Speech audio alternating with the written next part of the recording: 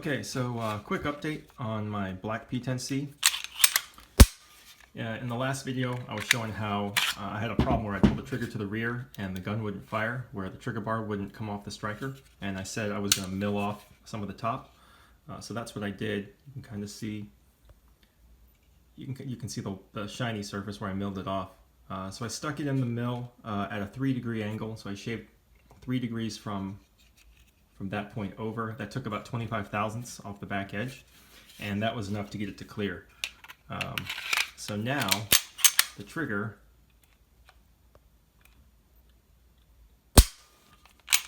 I can't get any perceptible movement out of it at the wall. So once I hit the wall, if I start pulling slowly, it just breaks. This one, I can kind of get it to move right there, and then it breaks. So the trigger is actually better than this one now. We'll see if that's a long-term solution or not. I'm not too worried, even though these parts seem to be MIM parts, metal injection molded, which are only surface hardened. Since I only cut across this top surface, I didn't hit that 90-degree ledge that actually hits the sear, the striker. So I don't think that's going to wear too badly. The exposed metal, this is all under spring pressure. So when you can see it moving like that. So when the striker comes back, it's not really going to grind against that very bad. So I'll monitor that and see what happens. Yeah, I know you can just send it to CZ and their warranty stuff will probably take care of everything. But you guys have seen I like to modify my stuff. I'm just not the kind of guy that likes to send stuff away unless I really have to. So anyway, that for the time being is taken care of. On my Jaegerworks slide, I did some shooting with this over the weekend, and the irons were basically only good for zeroing. They really weren't great for shooting at any kind of speed. As far as co-witnessing with the dot, the point of impact was about 2 inches higher than the dot at 25 yards, which is acceptable for me. Trying to get iron sights perfect is tough enough. So I did go ahead and order taller sights. So these are the rear sights I'm going to put on. These are 36 100ths tall, whereas these are 225 thousandths. And then this is a 215 tall sight, and I've got a 265 to replace that with. So I'm going to go do that. And hopefully that'll give me a little more usable sight picture. Okay, so a couple of people asked me to show how to do a sight install on a P-10C. It's the same as on a P-09, but as long as I'm doing a sight change, I might as well, run you guys through it. So here's everything that comes with the Dawsons. So Dawsons come with your sight, some fiber inserts, this little tool you're supposed to use to knock it in. I'm not a fan of this tool, and I'll show you why. So the sight will come with a set screw already inside, and you access it by going in through the top hole. And so when you screw in, it comes out. And the one that's in there is really tiny. And that seems a little too small for this sight, so I'm going to use the bigger one.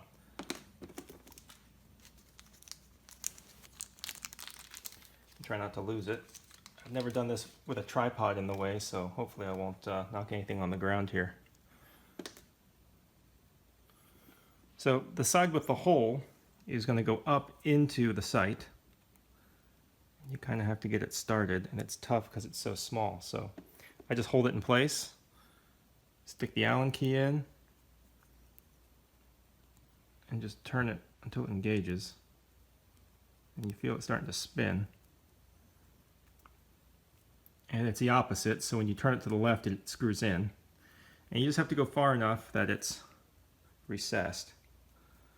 So the lighting in here is terrible. This thing won't focus. Alright, so it's in there. So I usually back it in pretty far. Let's test fit it real quick. Okay, it's not too tight. So I don't think I'll have any trouble backing that in, but just in case. So I got my soft jaws so I don't mess up my finish. knock that down.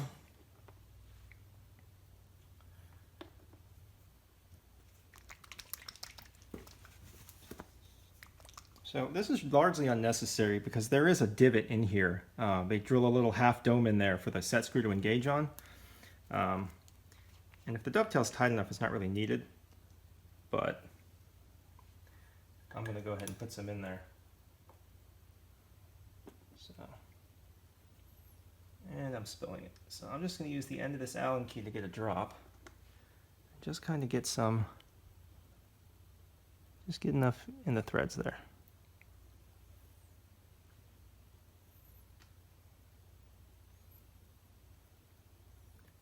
And just pop this in.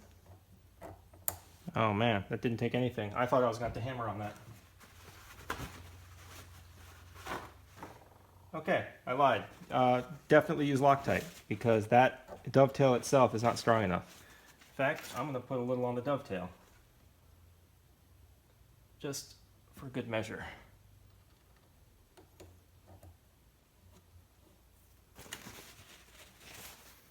Okay. And then just screw it down.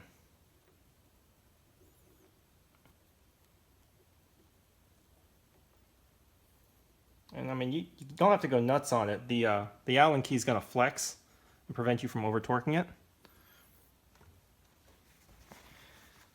Now I'm using blue Loctite, which should be fine because it's obviously inside the sight. There's good metal-to-metal contact in there. If this was a Glock, I might use something stronger than straight blue, maybe Vibratite or something more high temperature. I had a front sight fly off on me on a Glock when I used blue Loctite once before, so I don't really use it anymore.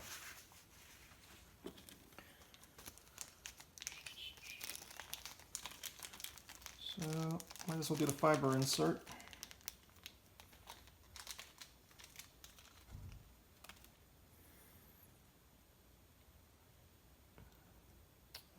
So the way you do these is a little different.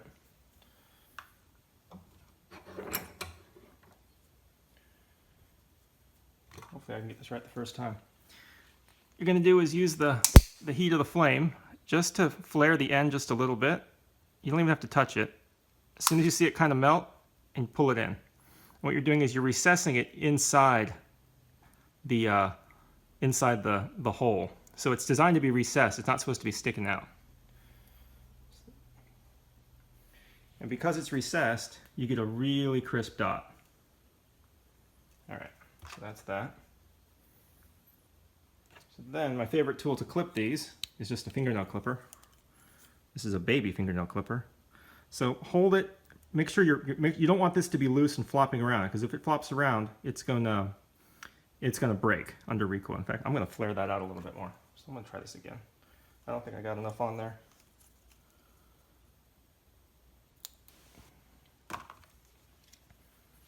Let's do that again.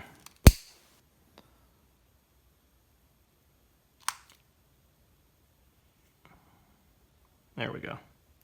Yeah, I got a little more meat on that one. So now just hold pressure to make sure it's tight.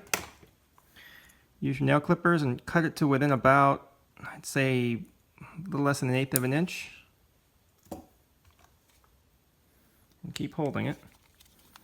And then what happens is the heat from the flame,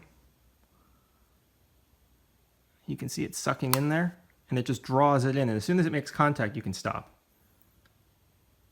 Just kind of hold it there for a second and make sure you're pressing the fiber rod in that direction, because you want everything to suck up tight in both directions.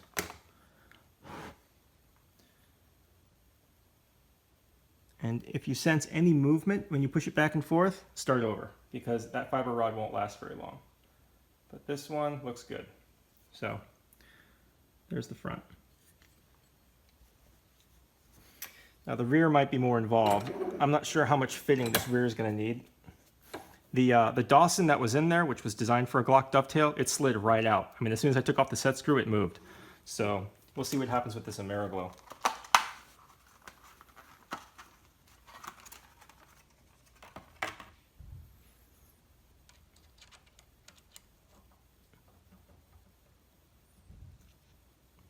All right, that's pretty tight. I don't know if I'm gonna have to file that or not.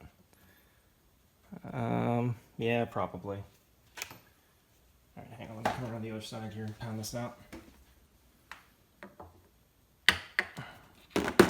Oh, so this little tool that Dawson gives you, this piece of nylon just destroys itself.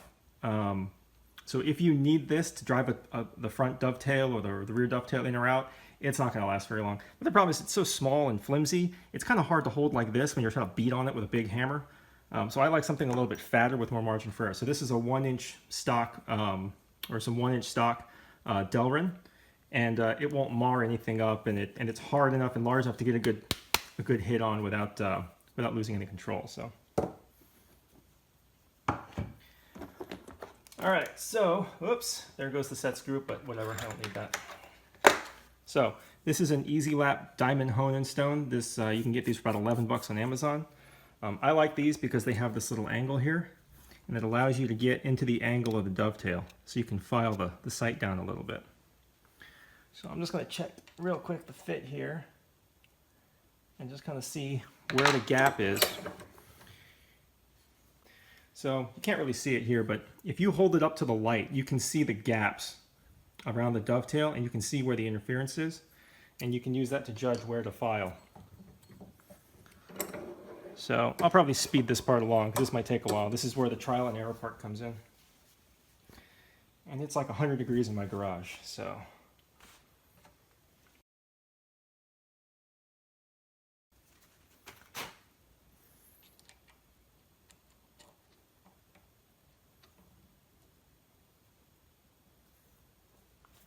Let's see if that's enough. Make sure that's tight. And of course the tripod's right in the way of my hammer, but that's not so bad. So coming from the side. And I'm hitting the tripod. Hang on.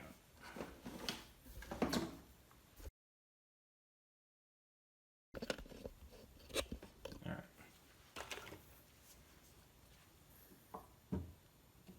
And I'm just resting it on here, coming in straight from the side. That looks good. So once I get to about here, I'm going to use the corner. Hang on, I got to move this tripod again. It's just in the way.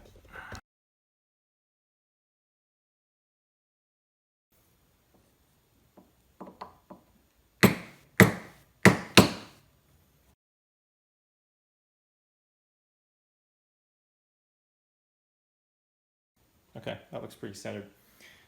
So unlike a Glock slide, which is straight, because this has that chamfer, it's actually overhanging just a little bit. These Ameriglos are. Come on, focus. There we go. So you can see how it overhangs just a little bit. It's not the end of the world, but it's there. If that bugs you, now that bugs you. So, but that looks pretty straight. I'll check it against the dot. Anyway, so that's the front and rear sight. I'm gonna go put my dot on and see how I did. All right. I'm just gonna mount this up to make it easier.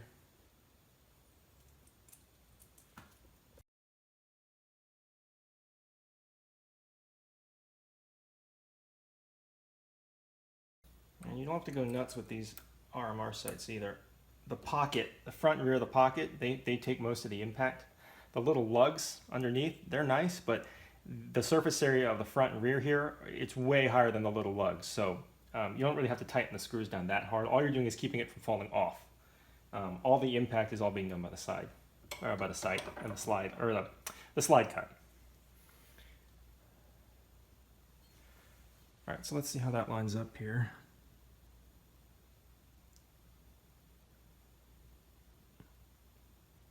That looks pretty close. Now I'm not sure if the dot came perfectly back to 0 or not. That side picture is way better. I can actually use that. I'm not sure if it came back to 0 or not, but I'm pretty confident it did. But that's close enough. The rear sight notch is 150 thousandths wide, which is really wide, especially when you only have a 4-inch sight radius. So precision at past 25 yards is going to be difficult anyway. So I'm pretty much going to call that good. But you know, if I really feel like it, I can always drift the sights a little bit more.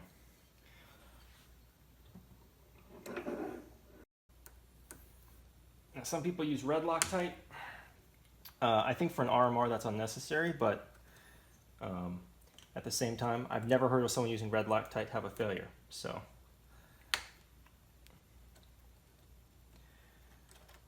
and incidentally, if you use Loctite and it gets stuck, the trick is to use a soldering iron to heat up the screw, because the maximum temperature for an RMR, I think, is 160 degrees. So a heat gun or a torch trying to localize it on a steel screw with aluminum surrounding it and rubber and glass, that's not a very good idea. So if you do need to heat the screws up, a soldering iron or like a stipple gun or something like that works pretty well.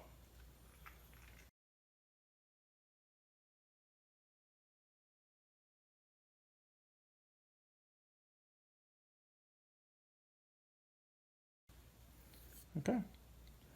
And, oh, there you go. I put the sight in backwards because I'm an idiot. Oh. I got so distracted trying to do this video that I forgot what direction to put the sight in, and I put it in backwards. So, I just made this video longer than it needs to be. So, sorry.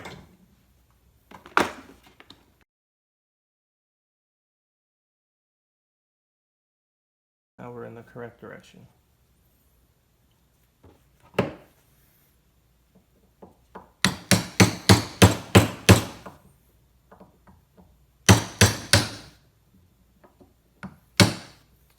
And I'm not worried about this impact screwing up the RMR 0. I've seen the abuse these things go through. I've seen people hammer nails in with these things.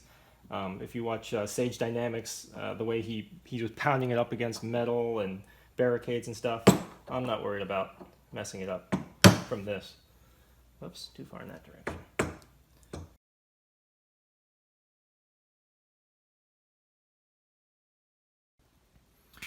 Okay, so we're back.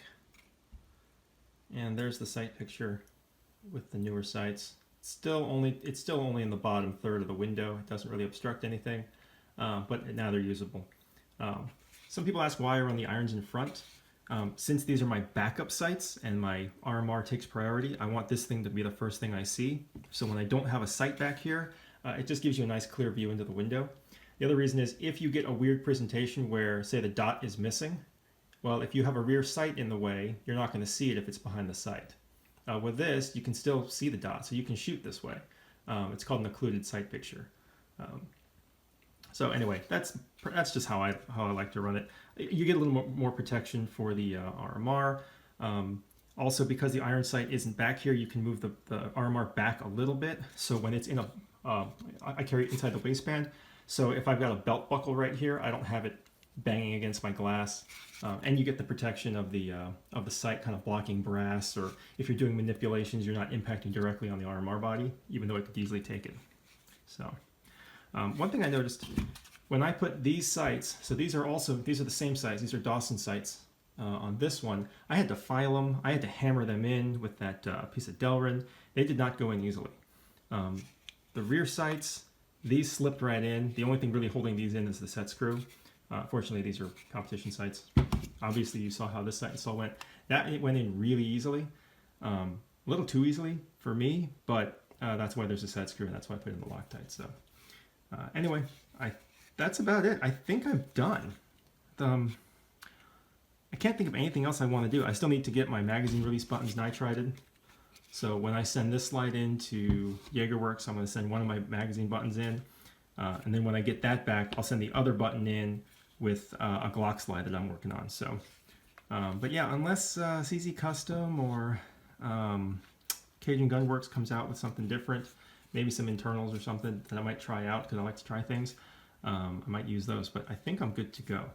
So anyway, yeah, if anything new pops up, I'll let you guys know. See you.